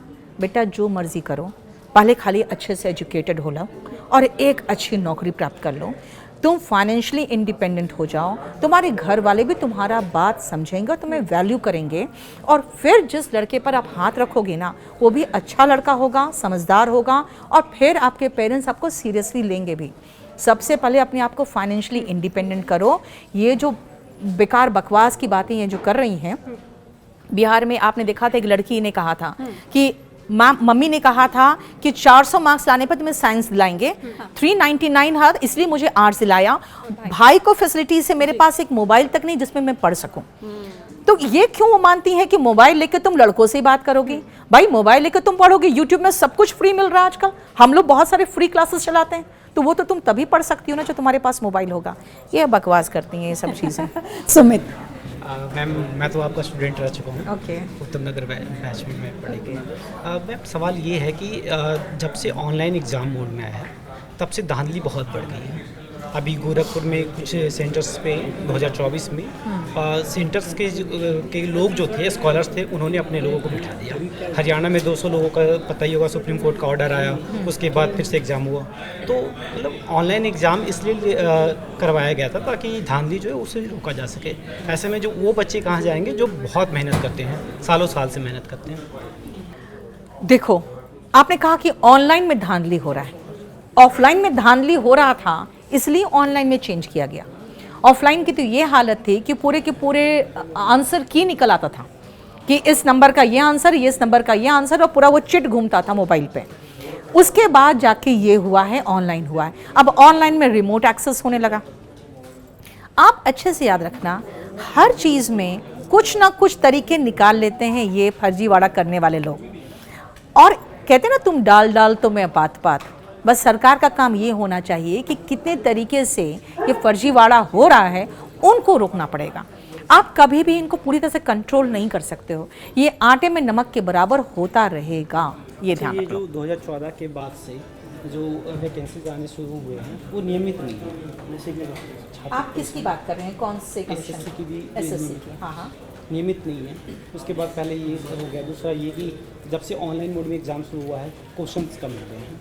आप कम क्वेश्चन देकर कैसे छात्रों को आन सकते हैं? इस पे कुछ काम क्यों नहीं हुआ? देखो, SSC का हमेशा एक कैलेंडर निकलता है। SSC नियमित एग्ज़ाम लेती है। आप जो बोल रहे हैं ये आप बोल रहे हैं रेलवे के लिए क्योंकि रेलवे में 2019 का अभी तक पूरा कंप्लीट प्रोसेस कंप्लीट नहीं हुआ है, तो रेलवे ने भी अपना कैलेंडर जारी किया दबाव में आके। SSC हर साल कैलेंडर जारी करती है। अगर आप कहोगे तो पहले 200 क्वेश्चन होते थे, अब 100 क्वेश्चन है, लेकिन वही 50 क्वेश्चन के 25 क्वेश्चन किए गए। वो पहले प्री जो होता था वो 50 के होते थे, मेंस 200 का होता था, लेकिन आप 25 प्री का जो 25 करके 100 के प्री हो गए हैं, और मेंस हो गया है तो वो भी कम हो गए हैं क्वेश्चंस, लेकिन 135 क्वेश्चंस हो गया। लेकिन मैं एक चीज़ मानती हूँ कि सिलेबस सेम है, प्रोसेस सेम है, बस खाली प्रॉपर तरीके से वैकेंसीज की संख्या ठीक ठाक हो। अब वो थोड़ा सा बेटर हुआ है, उसका रीज़न ये है कि पहले वेटिंग लिस्ट नहीं था, तो वही बच्चे बार बार वही बच्चे सेलेक्ट होके आ रहे थे। अब वेटिंग लिस्ट इस साल से इंट्रोड्यूस हो रहा है, तो ये प्रॉब्लम भी थोड़ा सा कम होगा। अभी सिर्फ एक प्रॉब्लम जो है, जो TCS के समय में आप फेस नहीं करते थे और जिसका वैल्यू कोई भी नहीं समझता था, कि सेंटर नज़दीक है, कंप्यूटर ठीक से चल रहा है, पेपर पेन ठीक से मिल रहा है और सेंटर का हालत ठीक है, प्रॉपर तरीके से सिटिंग अरेंजमेंट है, वो सब चीज़ें एडिक्विटी के आने के बाद प्रॉब्लम में हो गया है, जिसके कारण ही सारा प्रोटेस्ट वगैरह चल रहा है। तो वो सुधर जाएगा तो शायद बेटर हो जाएगा कोई सिचुएशन। मैम, अरुण सर आपसे एक सवाल पूछना चाहते हैं। न्यूज़ 18 यूपी उत्तराखंड के एडिटर हैं सर। नीतू जी, ये बताइए कि अनिरुद्धाचार्य, प्रेमानंद, रामभद्राचार्य, बहुत सारे लोग अपने अपने तरह से धर्म की व्याख्या कर रहे हैं और इस बीच आजकल ओशो भी जो है लोगों के क्लिप में बहुत आ रहे हैं। तो आपके हिसाब से लोग किसको फॉलो करें या कौन सबसे ज़्यादा लॉजिकल लगता है आपको? अगर आप प्रेमानंद महाराज को आपने देखा होगा कि किसी बीमार बच्चे को जब उनकी गोद में रखा जा रहा था कि आप इनको ब्लेस करिए, तो उन्होंने कहा कि मुझे क्यों दे रहे हो, उसको हॉस्पिटल लेके जाओ। इसका मतलब है, देखा जाए तो वो लॉजिकल है। ओशो की बात करेंगे तो वो बहुत बड़े फिलोसफर थे, दार्शनिक थे, और उन्होंने देखा जाए तो मजाक उन्होंने उड़ाया था पूरे एजुकेशन सिस्टम का भी और उन्होंने धर्म का भी। अब बात क्या है ना, अगर आप ओशो की बात करेंगे कि बहुत बड़े दार्शनिक थे, बहुत महान थे, उन्होंने बहुत अच्छा कुछ बोला है, तो सबको लगता है कि अगला बंदा ठरकी है, क्योंकि उनका एक ही किताब फेमस हुआ है और जो सबको पता है। तो बेसिकली हम लोग इतने संकीर्ण दिमाग के हैं कि हम बस वही सुनना चाहते हैं जो हमें पसंद है, और अगर उनका एक बात अगर पसंद आ गया तो बस हम उनको फॉलो करने लगते हैं। मेरा मानना है कि सबसे पहले हमें धर्म के बारे में समझना पड़ेगा कि धर्म इज़ नॉट समथिंग जो कहते हैं ना पैरानॉर्मल चीज़ है, ये वे ऑफ लाइफ सिखाता है। धर्म समझाएगा कौन? धर्म समझाने के लिए अगर आप कहोगे अनिरुद्ध महाराज समझा देंगे या बागेश्वर बाबा समझा देंगे, तो ये नहीं समझा सकते हैं, क्योंकि खुद भी धर्म को बहुत नहीं समझते हैं। आप इनसे 3 क्वेश्चंस कर लीजिए अगर आप वेद पुराण को लेकर, तो ये आंसर नहीं कर पाएंगे। महिलाओं के बारे में अक्सर इन लोगों के कमेंट बहुत वायरल होते हैं, बहुत बार नेगेटिव भी होते हैं, तो उनको आप लोग कैसे देखती हैं? क्योंकि महिलाओं के बारे में जैसे ही वो कोई कमेंट किया जाता है, ख़ास तौर पर नए ज़माने की लड़कियां जो बाहर निकली हैं और प्लस जो है वो ट्रेडिशनल हैं, वो एक कंट्रडिक्शन है अभी भी वो, लेकिन कमेंट वो नेगेटिव टोन वाले ज़्यादा पॉपुलर होते हैं और लोग फिर ये मान लेते हैं कि भाई जो नए ज़माने में एकदम धर्म के खिलाफ लोग जा रहे हैं काम करने के लिए।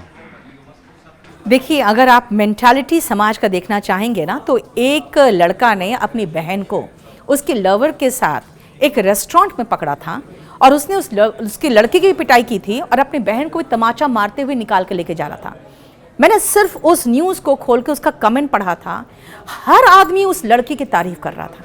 क्या एक महिला को अपने हस्बैंड चुनने का, अपना जीवन साथी चुनने का अधिकार तक नहीं है कि वो जो भाई पीट रहा है बहन को, उसको सब कोई साथ दे रहा है? यहाँ पे आप सब देखेंगे, सब लोग बताएंगे कि महिलाओं को क्या करना चाहिए, क्या नहीं करना चाहिए। अरे यार छोड़ो, वो जिंदगी अपना लेके आई है, वो अपने तरीके से गलतियां करेगी, सीखेगी, पैरों पे खड़े होगी। आप उसको क्यों बताते रहते हो कि क्या करना है क्या नहीं करना है, और उसके बाद उसको पूरा जिंदगी बचाते बचाते किसके हाथ में थमाते हो? जो उसका मालिक बनकर, उसका पति उसका मालिक बन के फिर उसको रूल करता है। और पति को मालिक बनने से कैसे रोकेंगे आप? कैसे रोका जाए? पति मालिक नहीं होता सर, पति मालिक नहीं होता, वो जीवन साथी होता है। अगर वो मालिक बनने की जिस दिन कोशिश करता है, उसी दिन खत्म हो जाता है, क्योंकि प्यार में आपको बराबर होने की ज़रूरत होती है। प्यार कभी भी भगवान से किया जाता है तो एक डिस्टेंस होता है। आप भगवान के साथ प्यार किस तरह का प्यार करोगे? आप सिर्फ दे सकते हो, उनसे वापस ले नहीं सकते हो। जिस दिन हमने पति को परमेश्वर बना दिया, लेकिन आप पहले एक बड़ा गाना बड़ा मशहूर हुआ था कि मेरा पति मेरा देवता। ना मेरे पति मेरा देवता है, तो बहुत ही पॉपुलर प्यार के लिए ये कहा जाता है ना कि सारी दुनिया छोड़ दी जाए, तो एक बड़ा मशहूर गाना है कि छोड़ दे सारी दुनिया किसी के लिए, ये मुनासिब नहीं आदमी के लिए। तो वो जैसे ही आदमी को लगता है कि यार ये प्रैक्टिकल नहीं है, प्यार प्रैक्टिकल नहीं होता, तो धरातल में आ जाता है। फिर वो कहते कि प्यार ना हो ना सही, साथ में रहना तो है ही है, जिंदगी तो ऐसे ही काटनी है। बहुत विरोधाभास है, जीवन इतना आसान नहीं है। उसी के 2 लाइन हैं, और प्यार से ज़रूरी कई काम हैं, प्यार सब कुछ नहीं ज़िंदगी के लिए। आपको प्यार तब करने का खुमार चढ़ता है जब पेट में रोटी होता है। तो सबसे पहले मैं स्टूडेंट्स को यही समझाती हूँ कि पहले आजीविका का जुगाड़ करो। ये जो तमाचा जिसने मारा ना, उसके नीचे कमेंट लोगों ने यही कहा था कि पहले जो है इसका जुगाड़ करो रोटी का, इसके बाद प्रेम करना। नहीं, उसके नीचे था कि बहुत बढ़िया किया भाई, क्योंकि उनको था कि अच्छा किया उसको अपनी बहन को पीटा। किसी भाई को अपनी बहन को पीटने का कोई अधिकार नहीं है अगर लड़की अपने लिए कोई लड़का ढूंढ रही तो। सबसे पहले माँ बाप भी जो शादी कर देते हैं सीधा, सर बहुत सारे लोग कह रहे हैं सोनम का प्रॉब्लम, इसने ऐसे राजा को मार दिया। मेरा कहना है कि सबसे बड़ी गलती तो उसकी माँ बाप की थी जो जबरदस्ती शादी की है। आप किसी को फोर्स क्यों करते हैं? ठीक है, अगर वो लड़का जो उसके कंपनी में काम कर रहा था, उसका नौकर था, इसीलिए आप कह रहे हैं, वो नौकर नहीं था, वो एम्प्लॉय था। अगर आप तो एमपी के 2 और बहुत अद्भुत केस आए हैं। एक लड़की जो है वो उससे कहा कि पटवारी से उसकी शादी कर दी गई थी, और दूसरा एक केस आया है कि वो एक लड़के को बुलाया गया मंदिर, वो आया ही नहीं, तो फिर उसको दूसरे लड़के से शादी करनी पड़ी। अब एक बात बताइए, वो लड़की भाग के गई, लड़का नहीं आया, तो लड़की को क्या करना चाहिए था? वापस घर आना चाहिए था। वो वापस घर नहीं आके वो किसी भी एरे गैरे से शादी कर ली, डर की वजह से। मेरा कहना है कि हम अपने पेरेंट्स से इतना डरते क्यों हैं, और इतना डिस्टेंस कैसे हो गया हमारे पेरेंट्स के बीच में कि हमें किसी से शादी करनी तो हमें भागना पड़ रहा है। क्या हमें जीवन साथी चुनने का अधिकार नहीं होना चाहिए? लेकिन ये समाज में आप जब देखेंगे ना, तो बहुत सारे ऐसे महाराज हैं, बहुत सारे विमेन कमीशन के हेड्स हैं, वो लोग महिला विरोधी स्टेटमेंट देते रहते हैं, क्योंकि इंडिया में महिलाएं, पुरुषों को तो छोड़ दीजिए, पुरुषों को तो एक डिफरेंट पेडेस्टल में बिठाया गया जहां पे बैठ कर उम्र पर रूल करना चाहते हैं। महिलाएं भी मेंटली स्लेव्स हो चुकी है। अब आप निक्की के सास को देखिए, वो कह रही रील बनाती थी, मेकअप करती थी, चश्मा पहनती थी। भाई गॉगल्स पहनने पर हस्बैंड मार देगा उसको। और अगर सब लोग कह रहे नहीं मारा नहीं है, उसने सुसाइड किया है। जो लड़की 25-27 साल तक अपने मायके में कभी ऐसा अटेम्प्ट नहीं की है, अगर वो ससुराल में आकर सुसाइड करने पर मजबूर है, तो क्या इसका मतलब ये नहीं कि उसको इतना मजबूर किया गया है कि वो जो सबसे अंत होता है, जिसको कहते हैं ना फांसी की सजा, वो खुद को फांसी की सजा अगर कोई दे रहा है, अपने आप को आग लगा रहा है, आप समझ सकते हैं कि वो अपने आप को सबसे जो खराब पनिशमेंट वो दे रहा है। इसका मतलब इस दुनिया में उसको इतना तकलीफ मिला है कि वो आत्महत्या कर रही है। तो मैं मानती हूं कि सबसे पहले लड़कियों को आप पढ़ने दीजिए, पढ़ के उसे अपने पैरों में खड़े होने। आप उन्हीं लोगों से कह रही हैं जो लोग ये नहीं करने देना चाहते। इसका तो हम लोग को बदलाव का कोई तरीका खोजना पड़ेगा ना। बात यही है ना, जब हम महिलाएं नौकरी करते हैं ना, तो कहते हैं हाँ मेरा हस्बैंड मुझे नौकरी करने दे रहा है, हु इज ही। अब कहते हैं ना कि महिलाओं को पढ़ने दो, भाई पढ़ने दो का मतलब क्या होता है? Who are you to allow me to study और नॉट? मैं पैदा हुई हूं, जितना मेरे भाई को मिलना चाहिए उतना मुझे मिलना चाहिए। जैसे वो पढ़ रहा है मुझे भी पढ़ना चाहिए, जैसे उससे मोबाइल मिल रहा है मुझे मिलना चाहिए, जैसे उसको सब अधिकार है मुझे भी अधिकार होना चाहिए। अगर आपको लग रहा है कि नहीं महिलाएं बाहर सुरक्षित नहीं हैं, तो अपने बेटों को एजुकेट करना पड़ेगा ना, कि महिलाओं को अब एजुकेट करिएगा कि वो कैसे कपड़े पहने कैसा नहीं पहनेगी। इसका मतलब है कि हम महिलाओं को पढ़ने दे रहे हैं, हम अपनी बेटी को अलाउ कर रहे हैं। You are no one to allow, उसका वो ह्यूमन राइट है सर।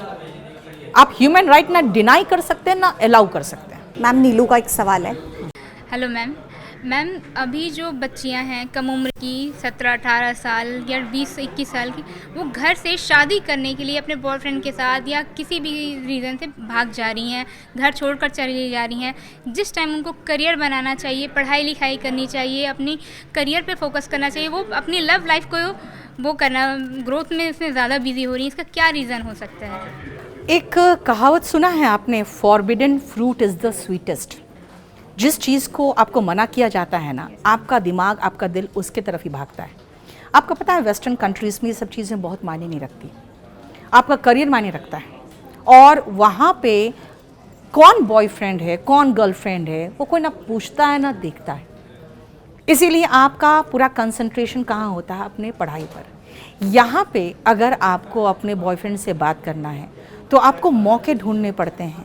माँ नहीं हो, पापा नहीं हो, कहीं कोने में बात करेंगे। ये सारी चीज़ों में जो है ना, आपका दिमाग उलझा रहता है। मेरा मानना है कि 17, 18, 19 साल की उम्र में सबसे पहले एक बच्ची को पूरा कंसंट्रेशन दे के पूरा अच्छी तरह से तैयारी करना चाहिए और तैयारी करके पहले एक जॉब निकालना चाहिए, अपने पैरों पे खड़ा होना चाहिए। लेकिन हमारे भारत में इतने सारे हमारे गार्जियन हो जाते हैं, आप ये मार्क करना ना, आपका पड़ोसी भी आपका गार्जियन है। मार्क करते हो ना, वो भी आके आपके पापा से बोल के आपको पिटवाता है। तो हम लोग इतने दबे हुए हो जाते हैं ना कि हमारे जो फीलिंग्स है, जो भावनाएं हैं, जो ह्यूमन फीलिंग्स है, वो फूट फूट के निकलता है और गलत जगह निकल जाता है। सबसे पहले हमें समाज के सोच को बदलना पड़ेगा।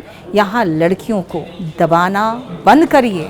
Let them choose the life partner, let them choose the career, और उसके बाद ये सारी चीज़ें नहीं होगी। वेस्टर्न कंट्रीज़ में भी ऐसे बहुत सारे एग्जाम्पल्स हैं जहाँ पे कोई लड़की ने अपनी ज़िंदगी बर्बाद कर ली किसी के पीछे, लेकिन वो एग्जाम्पल्स दे दे के सभी अपनी बेटियों को नहीं मारते हैं। यहाँ पर तो आपको गांव में अगर एक लड़की भाग जाए ना, तो गांव के सारे लड़कियों का पढ़ाई बंद हो जाता है। तो आप इन एक्सेप्शंस को एग्जाम्पल्स बना के समाज के सामने प्रस्तुत ना करें। मेरा मानना है सबका लाइफ है, सबके पास ह्यूमन राइट्स है। पूरा ह्यूमन राइट है एजुकेशन का, ह्यूमन राइट है प्राइवेसी का, ह्यूमन राइट है टू चूज वंस पार्टनर का। आप उनको दे दो, और दे क्या दो? Who are you to give? ठीक है ना? Every girl has certain inherent rights throughout the world. India में डिनाइड है। तो ये मत कहो कि हाँ कोई अपना लाइफ पार्टनर चुन ले रहा है, वो भाग जा रही है, कर रही है। कुछ एक्सेप्शन है, कोई एग्जाम्पल्स नहीं है। मैम कुछ और भी सब आपका वेट कर रहे हैं। हेलो मैम, मेरा नाम मेघा है। मैं यूपी बिहार से आती हूँ। तो सरकारी जॉब को लेकर मेरे घर में बहुत प्रेशर था स्टार्टिंग से ही। अभी मैं यहाँ पे अच्छे से वेल सेटल हूँ, अच्छा जॉब कर रही हूँ, लेकिन अब भी जैसे ही महिलाओं के लिए आरक्षण घोषित किया बिहार में, तो पापा की एक बार नज़र ज़रूर घूमी कि आप ट्राई ज़रूर कर लो, एक बार बीपीएससी हो या यूपीएससी हो। तो अभी भी यूपीएससी बीपीएससी को लेकर, चाहे वो यूपी हो बिहार में, इतना क्रेज़ क्यों है उस चीज़ का? क्या कोई और विकल्प नहीं है? जो मिडिल क्लास फैमिली के बच्चे हैं ना, और लोअर क्लास फैमिली के बच्चे, उनके पास एक ऑप्शन होता है तुरंत एलिट क्लास पहुंचने का, और वो होता है एक सरकारी नौकरी। तो आपके फादर को भी पता होगा ये चीज़, तो वो भी चाहते होंगे कि तुम एक वेल सेटल्ड लाइफ जियो। क्योंकि बात क्या है, अगर मान लो छोटी सी बात बताऊं, अगर तुम्हारा बीपीएससी में टीचर्स में हो गया, तो आपकी वर्किंग आवर्स लिमिटेड होंगे। आप कल होकर शादी करोगे, आपके बच्चे होंगे, तो बच्चे के साथ स्कूल जाओगी, और जब बच्चा घर आएगा तो तुम भी घर आ जाओगी। यहाँ जो आप जॉब कर रहे हो, ठीक है, बहुत बढ़िया जॉब है, बहुत एक्सपोजर मिल रहा है, ग्रोथ के बहुत प्रोस्पेक्ट्स हैं, लेकिन आपको भी अच्छे से पता है कि जर्नलिज्म में आप पर कितना प्रेशर रहता है। किसी भी टाइम आपको आना पड़ सकता है, देश में कुछ भी हो सकता है। तो वो सब चीज़ें देखकर, बेटा हो या बेटी हो, हर माता पिता को लगता है कि एक सुरक्षित 9 से लेकर 5 बजे तक का या 8 बजे से लेकर 2 बजे तक का एक सरकारी नौकरी मिल जाए। और वो आपके पापा भी चाहते हैं। ये मेंटालिटी पूरी इंडिया का है। मैं मानती हूँ वो गलत नहीं सोचते हैं, क्योंकि पेरेंट्स भी अपने बच्चों के बारे में तो अच्छा ही समझते हैं ना, तो वही उनकी इच्छा है। बाकी आपकी अपनी लाइफ है। बात क्या है, सुनो सबकी। पेरेंट्स है वो आपका अच्छा चाहेंगे, लेकिन आपका हार्ट एंड सोल जिस काम में लगता है आप उसमें हो, खुश हो, देखो चमक रहे हो। सुदीप है मैम। हेलो मैम, मेरे 2 सवाल हैं आपसे। पहला सवाल है कि मैंने आपके कई सारी वीडियोस देखे हैं जिसमें आप लड़कों के सपोर्ट में, उनके लिए आप सपोर्ट में खड़ी रहती हैं। जो भी छोटे गांव से बच्चे आए हैं, पढ़ने के लिए आए हैं, उनको आप इमोशनली सपोर्ट करते हैं कि लड़कों का रोना क्या होता है, उनकी क्या इमोशंस होते हैं, उनको लेकर। तो ये इंस्पिरेशन कहाँ से आया? आप बच्चों में देख के किया कि घर परिवार में कैसे? नहीं, मेरे स्टूडेंट्स बहुत होते हैं लड़के ना, मैक्सिमम तो लड़के आते हैं पढ़ने के लिए। तो एक तो जब वो आते हैं तो उनके कंधों पर बहुत बड़ा बोझ होता है, वो होता है पेरेंट्स के जो आशाएं होती है और उनके जो एक्सपेक्टेशंस हो उसका बोझ, प्लस घर में अगर बहन है तो उसकी शादी भी उसे करानी हो, उसका बोझ। उसके बाद लड़कों को ये भी कहा जाता है कि भाई मर्द है, उनको दर्द नहीं होता, तो आप ओपनली रो भी नहीं सकते हो और अपनी फीलिंग्स भी एक्सप्रेस नहीं कर सकते हो। तो सबसे मेन चीज़ है कि अगर आप इंसान हो तो इंसान है तो कभी तो दिल भरेगा ही, कभी रोगे ही, लेकिन उस पर भी पाबंदी है मर्दों पर। तो आप पर आपकी बहन का भी बोझ काहे भाई? क्या वो अपना देखभाल खुद नहीं कर सकती? क्या वो अपने लिए खुद नहीं कमा सकती? लेकिन बेटा हो इसीलिए इतने एक्सपेक्टेशंस। तो मुझे तो लगता है कि इंडिया में जब बेटा होने पर लोग खुश होते हैं ना, तो इसलिए खुश नहीं होते हैं कि औलाद हुआ, इसलिए खुश होते हैं कि मेरे कंधों का जो बोझ है ना, उतार के इसको 20 साल बाद इसके कंधों पर डालना है और उसके बाद ये दबा रहेगा बोझ से। शायद हम इसलिए खुश होते हैं बेटा होने पर। बिल्कुल मैम, हज़ारों छात्र इसके लिए बहुत थैंकफुल हैं। मेरा सेकंड क्वेश्चन ये है, अभी प्रेमानंद जी से जुड़ा आपसे सवाल पूछा गया, उनके एक बयान था जिन्होंने लिव इन कल्चर को लेकर कुछ सवाल उठाए थे, जिसमें कहा था कि लड़कियां जो हैं वो 4 होटल का खाना खाएंगी तो एक पति के साथ कैसे रह सकती हैं। क्या आप इस लिव इन कल्चर को आप सपोर्ट करती हो या उनके बयान को लेकर आपका क्या टेक है? उन्होंने शायद सिर्फ लड़कियों के लिए नहीं कहा था, उन्होंने दोनों के लिए कहा था।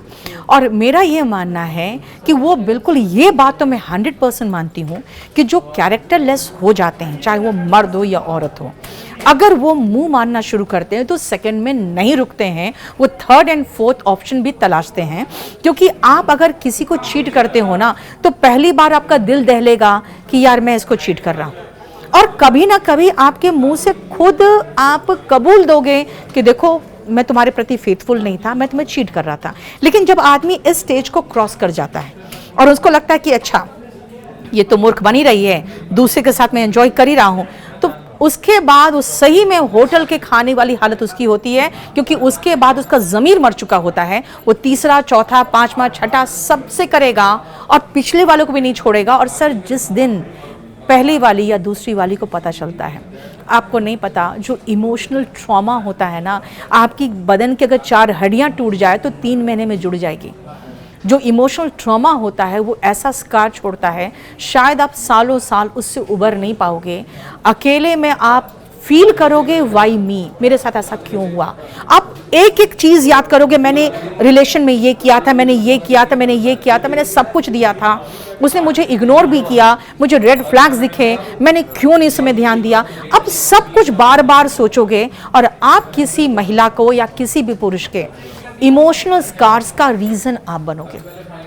ये माफ़ी के लायक नहीं है। उससे अच्छा 2 हड्डी तोड़ दो, वो 2 महीने में जुड़ जाएगा। तो मैं ये मानती हूँ कि प्रेमानंद महाराज ने सिर्फ महिलाओं के लिए नहीं कहा था, महिलाएं को ज़्यादा इसको सीरियसली ले ली। अब पुरुषों को लगा कि शायद हम तो करते। आप लिव इन कल्चर का सपोर्ट करती हैं कि नहीं? देखिए, मैं लिव इन हो, शादी हो, मैं सिर्फ एक ही चीज़ मानती हूँ, भाई छोड़ दो ना, late them decide, let them decide if they want to live together or marry or do whatever। लेकिन सबसे पहले उनको एटलीस्ट अर्निंग तो बंद करना पड़ेगा ना, उसके बाद आप डिसाइड कर सकते हो। और मैं लिव इन हो या मैरिज हो सर, मैं किसी के इस ये में नहीं कि मैं खिलाफ हूँ या पक्ष में हूँ। मेरा मानना है दोनों के बीच में प्यार होना चाहिए। अगर आप शुरुआत लिव इन से भी करते हो, सच्चा प्यार है, अच्छा प्यार है, तो 1 पॉइंट ऑफ टाइम आपका बायोलॉजिकल क्लॉक भी टिक करेगा एंड आप चाहोगे कि हमारा एक औलाद हो, and then of course you will get married. So please don't direct them, don't dictate your terms on them, let them decide what they want to do. Thank you ma'am, thank you. Anand है ma'am. Hello ma'am, एक question है आपसे ma'am. हालांकि आपको तो social media पे छात्र हो, चाहे अभिभावक हो, चाहे बूढ़े हो, बच्चे हो, बुजुर्ग, कोई भी, सब आपको सुनता है और आपको सुनना भी चाहता है। क्योंकि अगर एक बार आपका रील आ जाता है मोटिवेशनल का, तो क्या होता है कि फिर वो बार बार फिर आने लगता है, तो लोग आपको सुनते हैं, तो सुन करके ये आपसे मतलब एक तरीके से प्रोत्साहित हो जाते हैं कि मैम ने कितना अच्छा बात बोला। लेकिन जो मैम आपका काम है, आप शिक्षक हैं और शिक्षक का काम होता है सही दिशा दिखाना बच्चों को, अभिभावकों को भी खास करके। लेकिन मैं ये आपसे मैम जानना चाहता हूँ, जैसे एसएससी एग्ज़ाम था, उसको लेकर के इतना बवाल हुआ और आप खुद सड़क पर उतरी और छात्रों के साथ उतरी थी, उसका वीडियो भी बहुत सारे वायरल भी हुए। लेकिन जो बच्चे तैयारी कर रहे हैं मैम, दिल्ली से आए हैं, गांव से आए हुए हैं, घर से पैसा आ रहा है, दिल्ली में आकर के तैयारी कर रहे हैं और यहाँ पर काम करते हुए पढ़ रहे हैं, लेकिन वो सक्सेस नहीं हो पा रहे हैं और वो निराश होकर के फिर चले जाते हैं गांव। टैलेंट है, लेकिन क्या है कि या तो फिर वो परीक्षा नहीं निकाल पा रहे हैं, या तो फिर परीक्षाएं रद्द हो जा रही हैं। जैसे आप कल राजस्थान वाली देख लीजिए, SI भर्ती परीक्षा रद्द कर दी गई। तो उसी टाइप से, तो उन बच्चों के लिए आपका क्या ऐसा संदेश हो मैम कि वो थोड़ा से अपने मनोबल है जो और बढ़ाएँ और मजबूत हों? क्योंकि सिर्फ सरकारी नौकरी ही नहीं है, जीवन में बहुत सारे ऐसे रास्ते हैं जो आपको सक्सेस पहुंचाते हैं और बहुत सारे ऐसे फेलियर हुए हैं जो खुद ये दिखाए भी हैं अचीव करके। मैम देखिए, अगर आप एजुकेशन हासिल करते हो, तैयारी करते हो, तो आप किसी ना किसी जगह पे अच्छे तरह से सक्सेसफुल हो जाते हो। जैसे मैंने क्या किया, मैंने भी तैयारी की तो मेरे सब्जेक्ट्स मजबूत होते गए, मैं आज पढ़ा रही हूँ तो अपने फील्ड में अच्छी हूँ। अगर आप ढंग से पढ़ाई कर रहे हो, मान लीजिए आपने अगर तैयारी की, अगर आप यहाँ काम भी कर रहे हैं तो आपने अगर तैयारी की होगी तो उसमें करंट अफेयर्स भी तैयार किया, उसमें आपने इतिहास भी तैयार किया। जब आपका यहाँ इंटरव्यू हुआ होगा तो आपसे बहुत सारे करंट अफेयर्स के क्वेश्चन पूछे गए होंगे। अगर आपने सही जवाब दिया है तभी इन लोगों ने रखा है, क्योंकि इनको अच्छे से पता है कि कब कहाँ किस तरह का क्वेश्चन पूछना पड़ सकता है या जवाब में आपको किसी को कैच करना पड़ सकता है, वो आप में काबिलियत होनी चाहिए। मेरा मानना है आप अच्छे से तैयारी करिए, कहीं ना कहीं किसी ना किसी जगह पे आप अच्छा करोगे, बशर्ते आप में काबिलियत हो। अब आती हूँ मैं, जो आप कह रहे हो कि पेपर आउट हो जाता है या लीक हो जाता है, अगर ढंग से गवर्नमेंट जॉब्स निकलते हैं और अगर आपकी तैयारी अच्छी होती है तो कहीं ना कहीं आप ज़रूर निकाल लेते हो।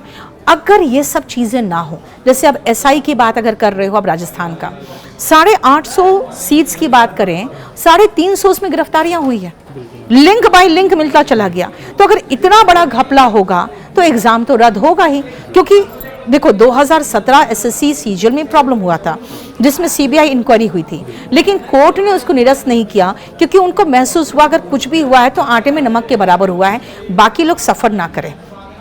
तो कोर्ट भी यही कोशिश करती है कि अगर कुछ थोड़ा सा प्रॉब्लम है तो उस चेन को पकड़ के उनको अरेस्ट किया जाए और बाकी पूरा एग्जाम को प्रॉब्लम ना हो। आप बढ़िया से तैयारी करिए, मैं हर युवा को ही कहती हूँ, आप बढ़िया से तैयारी करिए। अगर आपने ईमानदारी से कोशिश किया है तो आप जीवन में सफल होगे। कहाँ सफल होगे वो नियति पर छोड़ दो। हेलो मैम, मेरा नाम विकास है। मैम, आप इतने सारे रील वगैरह में वायरल होती रहती है। आप खान सर के रिसेप्शन में गई थी, वहाँ पे पॉलिटिकल लोग भी आए थे, बहुत सारे लोग थे, पर आपने वहाँ पे खान सर की वाइफ का घूंघट उठा के देखा था। मैं अब आपसे ये जानना चाहता हूँ, खान सर की वाइफ कौन है और वो कैसे देखो, दिखती है? मैंने सिर्फ घूंघट उठा के देखा था और मैंने बस इतना से उठाया ही था कि वो चौंक गई तो मैं भी डर गई कि क्या हुआ। तो मैंने उसका चेहरा पूरी तरह से तो नहीं देखा, लेकिन दिख गया, सुंदर है बहुत। दूसरी बात है, मुझे नहीं पता था, किसी ने उठा के देखा ही नहीं है। अरे बिहारी हूँ, बिहार में तो मुंह दिखाई की रस्म होती है, हाथ में नेग रखा जाता है, तो मुझे था नेग रखने से पहले मुंह देखना है। और मैं असल में ना गेट पर जैसे आई तो उनके स्टाफ मुझे साथ में लेकर सीधा स्टेज पर चले गए। अगर मैं 10-15 मिनट वहाँ पे बिताई होती नीचे तो मैंने देख लिया होता यार कोई नहीं देख रहा उठा के चेहरा, तो मैं कैसे देखूं। जी मैम, लेकिन आप सडनली हो गए वो सब। पर आप क्या जानती हैं उनको? नहीं जानती हूँ, बिल्कुल नहीं जानती हूँ। और दूसरी बात है, उसका चेहरा किसी ने नहीं देखा है तो मजे से घूमती होगी पटना में, मजे से जॉब भी कर रही होगी और शॉपिंग भी करती होगी, किसी को कुछ पता भी नहीं चलता होगा ये खान सर के। अच्छा, वहाँ पहले बताया नहीं गया था मैम कि चेहरा नहीं देखना है? ऐसा कुछ नहीं। अब मुझे डिक्टेट नहीं करते कोई यार, और सबको पता है सब मेरे से छोटे हैं, मुझे डिक्टेट करेंगे टर्म्स, मुझे तो जो टर्म डिक्टेट करेगा वही मैं करूँगी फिर तो। मैम, मैं शिवम हूँ। मेरे 2 सवाल हैं आपसे। एक तो ओशो कहते हैं कि प्यार जो है आदमी को स्वतंत्र करता है, मानता नहीं है, लेकिन जो सामाजिक दायरा है उसमें छात्रों को कहीं ना कहीं प्यार करने से रोका जाता है। क्या आप ये मानती हैं कि प्यार छात्रों की ग्रोथ को रोक देता है? देखिए, सबसे पहले अगर आप कहोगे, मैंने बच्चों को मना किया है प्यार अभी मत करो। क्यों? क्योंकि जब आप प्यार करते हो तो शुरुआत में उफान रहता है, घंटों लगे रहते हो आप बात करने में, उससे प्यार की मोहब्बतों की बात करने में। अगर आपको रोका भी जाता तभी उसके बारे में सोचते रहोगे, बहुत एनर्जी फ्लो होता है, उस समय आप डाइवर्ट होते हो। एक तैयारी ढंग से कर लो, नौकरी ले लो, फिर आप जिसको पसंद करते हो ना, अगर उसको भी प्रपोज करोगे तो वो भी सीरियसली लेगी, उसके घर वाले भी सीरियसली लेंगे और आपके घर वाले भी सीरियसली लेंगे कि हाँ बेटा का अब नौकरी लग गया है, अब शादी तो करनी ही है, तो ये जिसको पसंद कर रहा है क्यों ना उसी से करवा दिया जाए। तो इसीलिए मैं हमेशा मना करती हूँ कि पहले फाइनेंशियली इंडिपेंडेंट हो जाओ। और जहाँ तक प्यार की बात है, बहुत खूबसूरत एहसास है यार, सबको होना चाहिए। दूसरा सवाल मेरा ये है मैम कि जिस तरीके से भर्ती परीक्षाओं में लगातार जो भी असुविधाएं छात्रों को हो रही है, अगर आप पॉलिसी मेकर होंगी तो आप क्या करेंगी इन चीज़ों को रोकने के लिए, मतलब इस व्यवस्था को सुधारने के लिए? अगर मान लें आप ही को वो सिस्टम बनाना है, आपको ही नीति निर्देशन तय करना है। तो आप क्या करेंगे छात्रों के लिए? जवाब दे चुके ना सरकारी स्कूल में। सबसे पहले सरकारी स्कूल बेहतर करूंगी ताकि उनकी स्कूलिंग अच्छी हो, उनको कहीं से भी कहीं जाना ना पड़े। सीबीएसई अपना सिलेबस बहुत ही कम करते चली जा रही है, जिसके कारण जो एग्जाम में आ रहा है और जो स्कूल में पढ़ रहे हैं उसका बहुत बड़ा गैप है, जिसके कारण ये कोचिंग सेंटर्स फल फूल रहे हैं, जो हम लोग पे इल्ज़ाम लगता है, इसलिए कारण फल फूल रहे हैं। एग्ज़ाम की सिस्टम बिल्कुल पारदर्शी होना चाहिए, उसमें वेटिंग लिस्ट होना चाहिए, निचोड़ के एक एक सीट पर, मतलब जैसे कहते हैं ना, कोई भी सीट वेकेंट नहीं रहना चाहिए, सारे सीट्स फुल होने चाहिए, और एग्ज़ाम्स के सिलेबस प्रॉपरली डिफाइंड होने चाहिए, और क्लियर ट्रांसपेरेंट एग्ज़ाम होना चाहिए बिना किसी फर्जीवाड़े का। फर्जीवाड़ा करता कोई पाया जाए उसको आप उतना ही सख्त सजा दीजिए जितना कि अटेम्प्ट टू मर्डर में दिया जाता है। कारण क्या है, आप किसी की लाइफ के साथ खेल रहे हो, और ये भी एक के साथ नहीं। 307 जो था आईपीसी, उसमें तो एक आदमी का लाइफ लेने की कोशिश आप कर रहे हो, यहाँ पर तो हजारों बच्चों का लाइफ खराब कर रहे हो आप। तो इसीलिए उन पर बहुत सख्त कानून बनना चाहिए, ये मैं मानती हूँ। मैम, एक सवाल आया है न्यूज़ रूम से ही आरक्षण को लेकर। आरक्षण को आप सपोर्ट करती हैं? आरक्षण मिलना चाहिए? किस तरह का आरक्षण की आप बात कर रहे हो? अगर आप बात कर रहे हो एसटी एससी की आरक्षण की बात करते हो, तो मैं मानती हूँ कि उनको सदियों से इतना दबाया कुचला गया है कि अगर आप उनको आरक्षण दे रहे हो तो उन पर कोई एहसान नहीं कर रहे हो, पहली बात। इसीलिए अगर एसटी की बात करोगे तो आप शेड्यूल ट्राइब्स देख लो, तो हर राज्य में जो शेड्यूल ट्राइब है वो सबसे पिछड़ा है। अगर झारखंड में हम जाते हैं तो संथालीस की हालत जो देखते हैं वो कहीं से कंपटीशन करने के लायक नहीं है, क्योंकि उनको एजुकेशन से दूर दूर तक का बहुत सारे ऐसे बच्चे हैं जिनको दूर दूर तक का एजुकेशन का वास्ता नहीं है। तो इसीलिए अगर उनको रिजर्वेशन दिया जा रहा है तो उन बच्चों को ही फायदा हो रहा है जो थोड़ा बहुत पढ़ने के लिए बाहर निकल रहे हैं। लेकिन मैम, पहली आपको नहीं चीज, लगता कि इन आप रिजर्वेशन की वजह से जो जनरल कास्ट से बिलोंग करते हैं उनका तो वो सरकारी नौकरी का सपना भी नहीं देख पाते? अब मैं आती हूँ दूसरा रिजर्वेशन पे, जो ओबीसी। हर साल आप देखते हो कुछ सालों के बाद कोई एक कास्ट को ओबीसी में डाल दिया जा रहा है। इसका मतलब क्या है कि रिजर्वेशन तो कम होता चला जाना चाहिए, कास्ट निकाले जाने चाहिए कि भाई ये कास्ट डेवलप हो चुका, अब इसको निकाला जाए, लेकिन कास्ट इंक्लूड करते चले जा रहे हैं। तो मेरा मानना है कि इसमें भी पॉलिटिक्स बहुत ज़्यादा घुस गया है कि अगर आप चाहोगे भी ना कि इस कास्ट में डेवलपमेंट ठीक है, ये पूंजीपति है, इनके पास पैसे हैं, इनको हटाया जाए, तो पूरे कास्ट एक साथ होके आपके खिलाफ हो जाते हैं। तो यहाँ पे पॉलिटिक्स ज़्यादा हो गया है रिजर्वेशन में, जिसके कारण कोई भी नेता, कोई भी पार्टी, यहाँ तक कि रूलिंग पार्टी हो या अपोजिशन हो, कोई भी रिजर्वेशन के खिलाफ नहीं बोल पा रहा है। तो मेरा मानना है कि रिजर्वेशन एक लिमिट तक ठीक है, जहाँ तक आप उनको एक मेन स्ट्रीम में ला रहे हो, लेकिन रिजर्वेशन को जो कहते हैं डी रिजर्वेशन अलग निकालने की बात भी होनी चाहिए, वो भी बहुत ज़रूरी है। Neetu ma'am, thank you so much, आप हमारे साथ आए न्यूज़ 18 में, आपने बहुत कीमती समय दिया। मुझे लगता है आपको भी अच्छा लगा होगा यहाँ पर सबसे मिलकर। बहुत अच्छा लगा। Thank you so much ma'am, thank you.